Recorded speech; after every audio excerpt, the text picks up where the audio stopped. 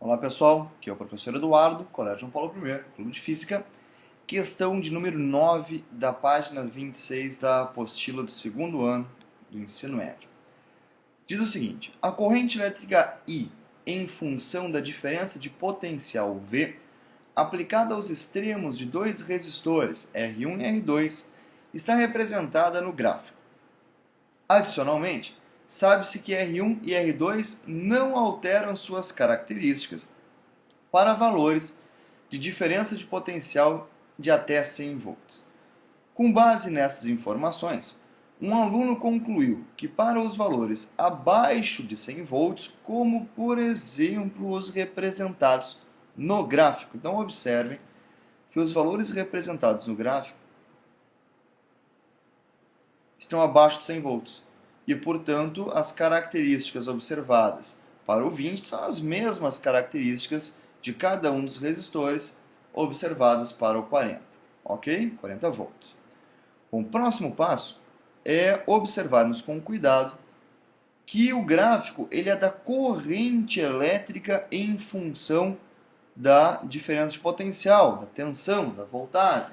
Ou seja, se nós quisermos comparar as resistências de acordo com a relação da tangente, né, a tangente do ângulo alfa, indicando numericamente o valor da resistência elétrica de cada um dos resistores, o ângulo alfa ele deve ser indicado sempre em função da corrente. Portanto, aqui está o ângulo alfa 1 do resistor R1 e aqui está o ângulo alfa 2 do resistor R2. Ok? O que significa isso? Que nós sabemos que a tangente, perdão, vamos trocar a corzinha aqui, que a tangente do ângulo alfa 2, este ângulo roxinho aqui embaixo, é maior do que a tangente do ângulo alfa 1. Ou seja, que o valor da resistência R2 é maior que o valor da resistência elétrica R1. Mas essa é uma informação bastante importante. Lembre-se sempre que nós podemos calcular o valor da resistência elétrica com a tangente de alfa, se for um gráfico que envolve corrente elétrica e diferença de potencial. Tá legal? Então, o primeiro passo é esse. Segundo passo.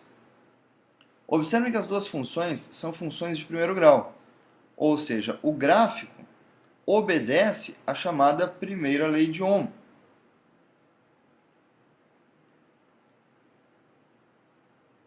Que diz que a diferença de potencial é igual à resistência elétrica vezes a corrente elétrica. E a partir dessa relação, nós podemos já dizer que as resistências elétricas R1 e R2 são constantes, visto que os gráficos são lineares, funções de primeiro grau, que passam pela origem. Ok? Então, primeira afirmação: a resistência elétrica de cada um dos resistores é constante. Perfeito. Perfeito. São funções de primeiro grau que passam pela origem. Segundo, o resistor R1 tem resistência maior que o resistor R2. Não. O resistor R1 tem um ângulo menor, uma tangente menor e, portanto, menor resistência. Essa está falsa. E 3.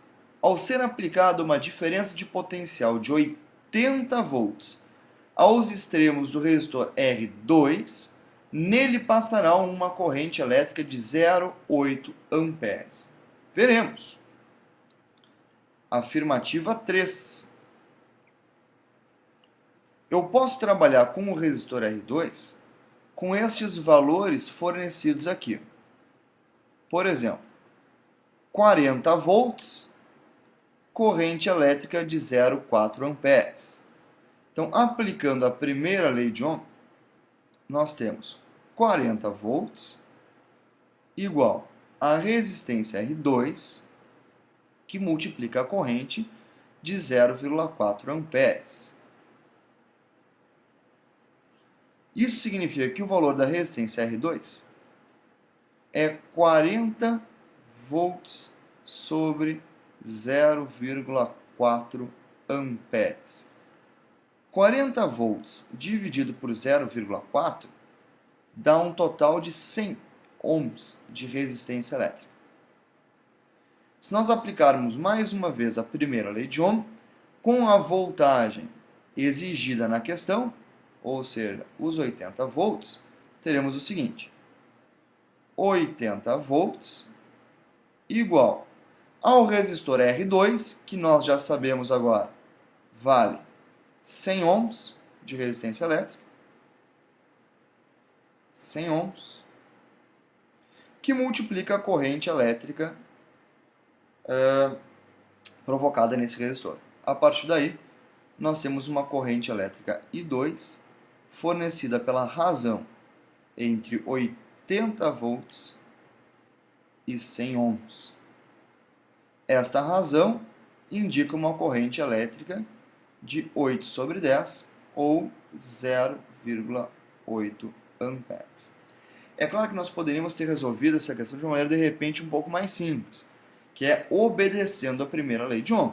Sempre que o resistor elétrico for constante, existe uma relação direta entre diferença de potencial e corrente elétrica provocada por ela.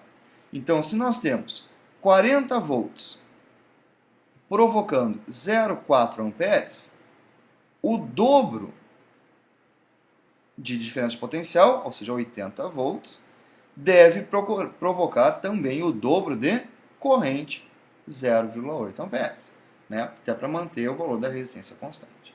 Perfeito? Então é isso. Questãozinha de número 9, Romano, à sua disposição. Até a próxima.